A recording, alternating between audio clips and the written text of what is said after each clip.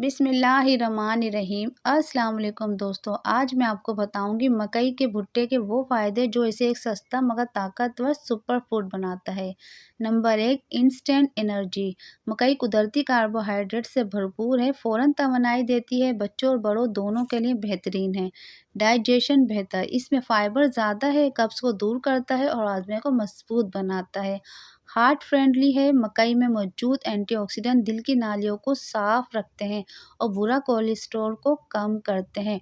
Weight control, पेट देर तक भरा रहता है और ज़्यादा खाने से खाने की जो आदत है ना वो कम हो जाती है। इसके अलावा आई की जो रोशनी होती है, आई साइट आपकी बेहतर हो जाती है इसमें, क्योंकि लोटिन है और विटामिन ए आँखों को मजबूत बनाते हैं।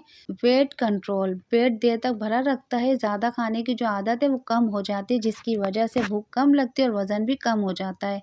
इसके अलावा इसमें है विटामिन ए जो हमारी आँखों की रोशनी को मजबूत बनाते हैं और नज़र के लिए बेहद ज़्यादा फ़ायदेमंद है। सर्दियों में हो या गर्मियों में, मकई का भुट्टा हमेशा सेहत के लिए फ़ायदेमंद है। मज़ीद सेहत टिप्स के लिए मेरे चैनल नैनतारा हेल्थ को सब्सक्राइब करना हरगिज़ ना भूलें।